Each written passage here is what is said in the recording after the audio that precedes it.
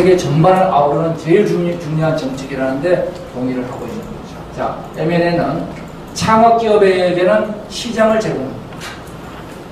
선도기업에게는 혁신을 제공해요. 대기업은 내부에서 혁신할 능력이 없습니다. M&A를 통해서 기업을 벤처를 사들여야 됩니다. 그 다음에 투자가들에게는 회수 시장을 만들어주죠. 그래서 이 대기업의 혁신도 만들어주고 벤처는 세계 시장으로 나갈 수 있게 해주고 그리고 투자가는 회수를 할 수 있으니까 이 대한민국의 가장 큰 문제를 해결하는 게 바로 M&A죠. 자, M&A만 우리가 혁신과 효율을 결합하는 것이 아닙니다. 개방 플랫폼이 있어요. 실리콘밸리의 창업이 활성화되는 과정을 놓고 보면은 이게 2000년도에 평균 창업 비용이 500만 불이었는데 이게 2011년도 5,000불이 됩니다. 그 극적인 변화가 전부 다 뭐냐 그러면은 플랫폼들입니다. 오픈소스 플랫폼, 클라우드 플랫폼, 혁신 플랫폼. 이 플랫폼들이 들어오면서 한국은 소프트웨어의 거의 대부분을 우리가 직접 개발합니다. 실리콘밸리는 5%만 개발해요. 95%는 오픈소스 플랫폼에서 갖다 씁니다. 그러면 내가 20배를 해야 되는 한국은 미국 창업하는 친구들보다 20배의 소프트웨어 개발을 더 해야 돼요. 게임이 안 되는 겁니다. 그 다음에 우리는 지금도 서버를 가지고 사용하는 데가 많아요. 정부의 규제 때문에 그렇습니다. 그런데 클라우드와 서버의 운영 경쟁성 차이를 놓고 보면 최하 5배, 최하 5배. 그러니까 여기서 20배, 여기서 5배, 100배 차이 났죠? 그 다음 혁신 플랫폼에서도 10배 차이 납니다. 내가 일일이 전부 다 개발 장비를 가질 것 없이 테크샵, 팬넷 가고 킥스타터 가고 이래가지고 내가 할 거는 아주 가벼운 린 스타트만 하면 되는 거죠. 이런 가벼운 창업을 할 수 있게 해주면은 이것은 창업 활성화의 가장 중요한 건립도를 해소합니다. 왜냐? 5,000불 정도라면 한 학기 등록금이에요. 한 학기 등록금을 내고 창업해보는 게 아마 이춘우 교수님한테 1년 공부하는 것보다 더 많이 공부할 것 같아요. 맞습니까? 맞습니다. 예. 그러니까 1년 등록금 내느니 5,000불 내고 창업해보는 게 훨씬 많이 배우는 겁니다. 제가 삼성의 그 인사 담당 임원한테 물어봤어요. 똑같은 학교를 졸업했는데 한 친구는 미국 가서 어학연수를 1,000만 원 들여서 하고 왔고 한 친구는 창업해서 말아먹었다. 넌 누굴 뽑을 거냐? 당연히 창업해서 말아먹은 사람을 뽑겠다. 그럼 미국 연수, 어학연수 간 사람들 어학연수 쓸 비용 필요 없는 거죠. 창업하면 되는 거죠. 그래서 창업 비용을 1%화 시키는 게 우리의 창업 플랫폼의 구축이죠. 자, 개방 혁신장입니다. 사업은 혁신을 통해서 제품이 만들어집니다. 그래서 우리는 제품과 서비스를 사고 파는 시장, 이걸 우리가 산업경제, 커머셜 이코노미라고 얘기를 하죠. 그런데 여기 창조경제는 뭐냐면, 참고로 창조경제는 박근혜 대통령의 조어가 아니고 그것은 1997년 영국의 토니 블레어 수상부터 시작해서 2008년 유엔에서 전 세계에 퍼뜨린 용어입니다. 일반 용어입니다. 자, 창조경제는 이 기술이나 회사, 기업, 요거를 혁신을 사고 파는 겁니다. 이게 혁신시장이에요. 그래서 지금 대한민국은 제품을 사고 파는 시장이 있는데 혁신시장이 약한 거죠. 아까 M&A 시장 같은 게 혁신시장입니다. 그래서 혁신시장을 하기 위한 혁신거래소를 옛날에 우리가 기술거래소를 만들었는데 이게 없어졌죠. 그래서 이 거래소가 있어야 되는 이유는 사는 사람이나 파는 사람이나 누가 살 건지 누가 팔 건지 탐색 비용이 너무 많이 듭니다. 그러니까 이게 시장이 있으면 탐색 비용이 줄어들죠. 두 번째, 탐색을 했다 치더라도 거래 실적이 없으면 거래 비용이 너무 많이 들어요.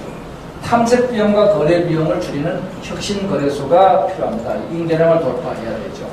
그 역할을 누가 할 수 있느냐면 옛날에 기술 거래소 하다가 그거를 우리 정부가 없애버렸는데 창조경제혁신센터가 지금 뭘 하고 있느냐? 창업 보육을 하고 있는데 이거는 기존의 테크노파크나 중국 보육센터 다 하고 있는 겁니다. 이거를 또 새로 만들어서 하는 건 이건 잘못된 거죠. 그러니까 이들이 뭘 해야 되느냐? 이들이 바로 대기업과 벤처기업을 연결하는 시장 역할을 해주면 됩니다. 이 시장 역할을 해주면 이게 잘 되는 거죠. 자, 공정거래 문제를 보죠.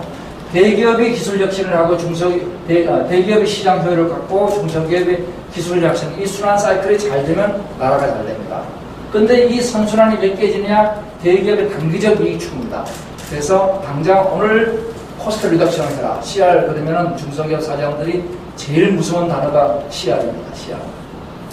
자, 그 CR을 통해서 이제 매번 원가를 깎으니까 결국은 기업, 중소기업은 혁신할 돈이 없어요.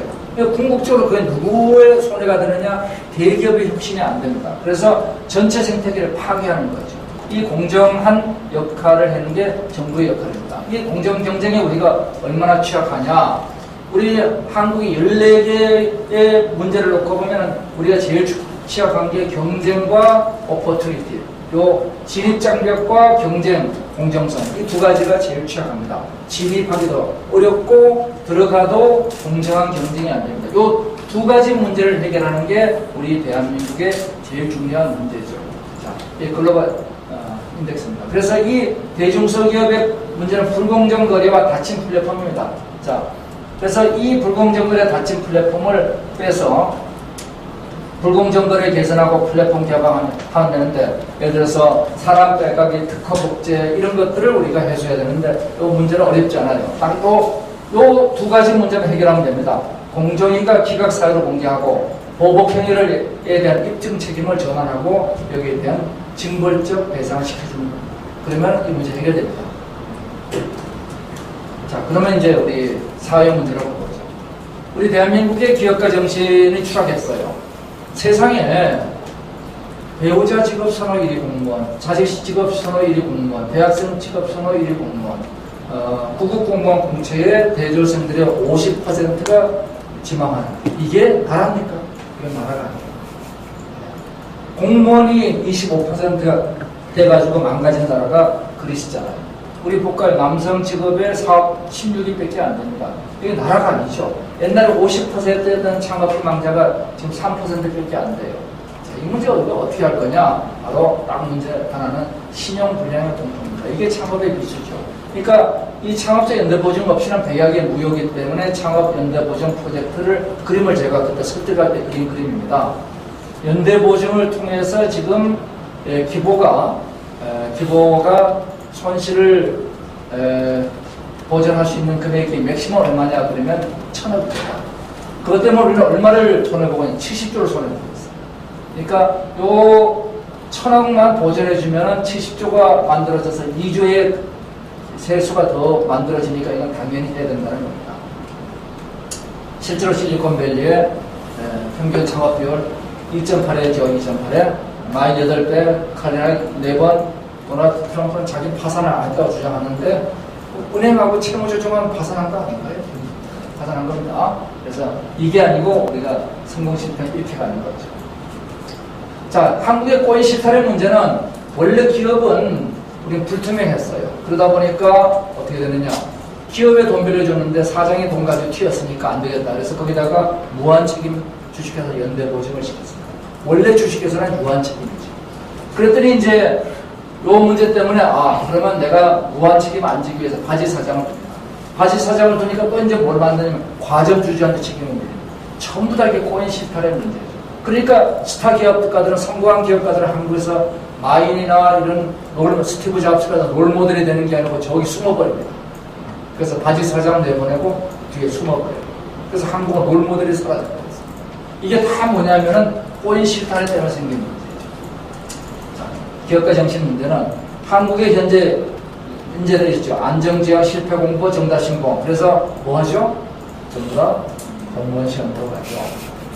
신랑감 1위 잘생긴 공무원, 2위 못생긴 공무원, 3위 이혼한 공무원. 이렇게 돼 있는 나라죠. 자, 이게 이제 이렇게 바뀌어야 됩니다. 여기에 뭐가 들어가냐? 기업가 정신 교육이 들어가죠.